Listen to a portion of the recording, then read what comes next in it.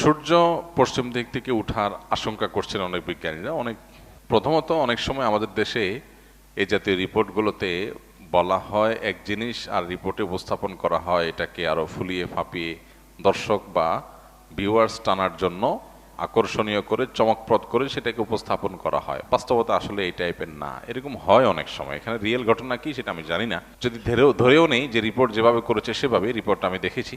পশ্চিম দিক থেকে সূর্য ওঠার আশঙ্কা করা হচ্ছে, সেক্ষেত্রে সেটা যদি হয় তাহলে সেক্ষেত্রে পৃথিবীতে নানা রকমের বিশৃঙ্খল পরিস্থিতি দেখা দিবে, রোগবালাই, ঘরে ঘরে ক্যান্সার হয়ে যেতে পারে, ইত্যাদি ইত্যাদি অনেক আশঙ্কা বিজ্ঞানীরা করছেন। আমরা যখন কোরআন এবং হাদিসের ছাঁচে ফেলে এই গবেষণাকে মাপঝোপ করার চেষ্টা করি তখন আমরা দেখতে পাই নবী করিম সাল্লাল্লাহু আলাইহি সাল্লাম কিয়ামতের আগে 10টি বিশেষ আলামত প্রকাশ পাওয়ার কথা বলেছেন, যেগুলোকে আলামাতুস সাআহ আল কুবরা বলা হয়েছে, অর্থাৎ কিয়ামতের বড় বড় আলামত হিসাবে আখ্যায়িত করা হয়েছে। এখানে বড় আলামত বলতে কিয়ামতের একেবারে শেষ মুহূর্তে এসে যেগুলো দেখা দিবে সেগুলোই বড় আলামত, আর যেগুলো অনেক আগে থেকে দেখা দিবে সেগুলো ছোট আলামত।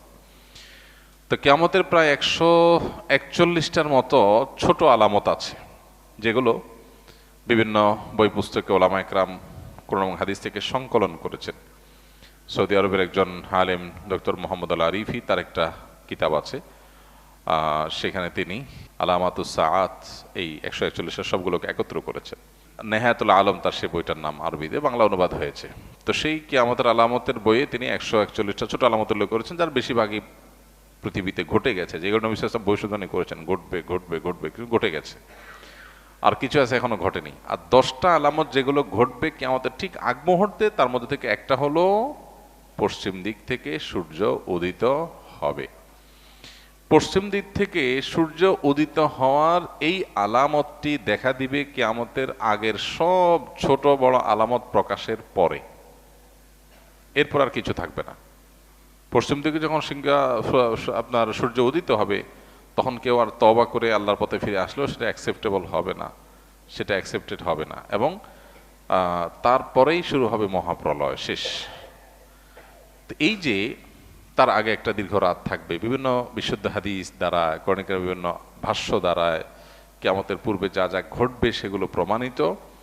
সেই আলোকে আমরা বলতে পারি, যেহেতু কিয়ামতের ওই যে আলামতগুলো এখনো দেখা দেয়নি, ইমাম মাহদির আবির্ভাব, ঈসা আলাইহিস সালামের আবির্ভাব, দাজ্জালের সাথে সংগ্রাম, ইয়াজুজ মাজুজের সাথে সংগ্রাম, আরো বহু বিষয় রয়েছে যেগুলো কিয়ামতের আগে ঘটবে। সর্বশেষ আলামত হবে এটি।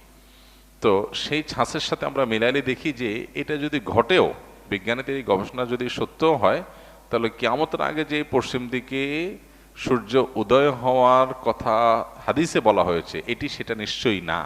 অর্থাৎ এরপরেও পৃথিবী টিকবে, এই পশ্চিম দিকে সূর্য উদিত হওয়ার পর পৃথিবী ধ্বংস হয়ে যাবে এটা কোনোদিনই হবে না, যতক্ষণ পর্যন্ত হাদিসে ওই সমস্ত আলামতগুলো প্রকাশ না পাবে যেগুলোর পরে হাদিসে সতর্ক করা হয়েছে, ভবিষ্যদ্বাণী করা হয়েছে। এর আগে আপনারা দেখেছেন বিভিন্ন সময় বিজ্ঞানীরা গবেষণা বলেছেন বিভিন্ন আপনার নক্ষত্র, তাদের যে কক্ষপথে তাদের যে বিচরণ হয়ে থাকে, আল্লাহ সুবহানাহু ওয়া তাআলা কোরআনে কারীমে যে বলেছেন যে ওয়াশ-শামসু তাজরি লিমুস্তাকাররিন লাহা যালিকা তাকদীরুল আজিল আলীম ওয়াল কামারু কদ্দারনাহা মানাজিলা।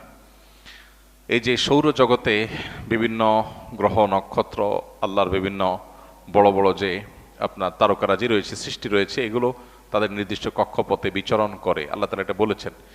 তো এই যে বিচরণ করবার কথা বলা হয়েছে কোরআনে, সেখানে কোনোটি বিভিন্ন সময় আপনারা শুনেছেন বিজ্ঞানীরা বলেছেন বিভিন্ন সময় যে কোনো একটা নক্ষত্র আরেকটা নক্ষত্রের সাথে সংঘর্ষ হওয়ার সম্ভাবনা আছে, তাতে পৃথিবী শেষ হয়ে যাবে। আমরা অনেকে এই সমস্ত নিউজ দেখার পর মোটামুটি জমি জমা বিক্রি করে সব খেয়ে পরে মোটামুটি প্রস্তুত হয়ে গেছিলাম। কিন্তু একজন ইমানদার তিনি নিশ্চিতভাবে জানেন নবী করিম সাল্লাল্লাহু আলাইহি সাল্লাম মহাপ্রলয় হয়ে সৃষ্টি জগৎ শেষ হওয়ার যে ঘটনা ঘটবে তার আগে অনেকগুলো বিষয় বলেছেন, সেগুলো ঘটবে। তার অনেক কিছু এখনো ঘটে নাই, সো আমরা সেটার জন্য অপেক্ষায় আছি। ওইটার আগে কখনো এটা হবে না। যদি এরকম সংঘর্ষ হয়ও, পৃথিবী যদি ক্ষতিগ্রস্ত হয়ও, তো আবার পৃথিবী আবার জেগে উঠবে। এটা ফাইনাল সে ক্ষতিগ্রস্ত হওয়া নয় যেটি হাদিসে বলা হয়েছে।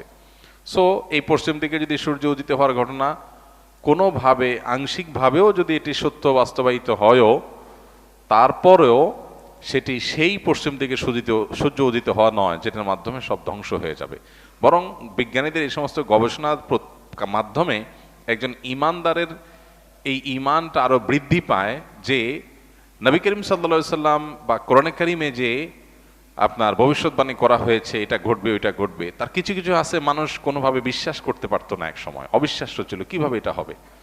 বিজ্ঞানীদের গবেষণা করে বিভিন্ন বৈজ্ঞানিক থিওরি দিয়ে সেটাকে তারা প্রমাণ করছেন কিভাবে এটা পসিবল, কিভাবে এটা সম্ভব।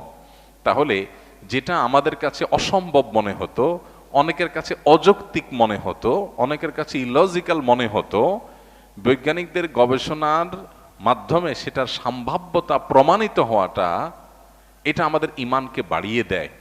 যে আল্লাহ এবং তার রাসূল সাল্লাল্লাহু আলাইহি সাল্লাম যা বলেছেন আমাদের বুঝে আসতো না এটা কিভাবে হবে, কিন্তু দেখলাম যে পরে বিজ্ঞানীরা বিভিন্ন গবেষণা দ্বারা এটা সম্ভাব্যতা প্রমাণ করেছেন। তখন আমরা আমাদের ইমানকে আরো বৃদ্ধি করি, আরো শানিত করি যে আলহামদুলিল্লাহ আমরা না বুঝেও ইমান আনি। কিন্তু আমার না বুঝে ইমান আনার মানে এই না যে আমি যে বিষয়ের প্রতি ইমান এনেছি এটা ইলজিক্যাল, লজিকটা আমার জানা নাই, পরে আবিষ্কার হয়েছে, কিন্তু আল্লাহ যা বলেছেন তার চেয়ে বড় কোনো লজিক হতে পারে না, সেটা আমার এখন বুঝে আসুক আর না আসুক। এখান থেকে বড় ইমান আরো আমাদের বৃদ্ধি হয়। তবে এটা সেই ঘটনা অবশ্যই না যেটি হাদিসে বলা হয়েছে, কারণ তার আগে আর অনেক কিছু ঘটার কথা বলা হয়েছে।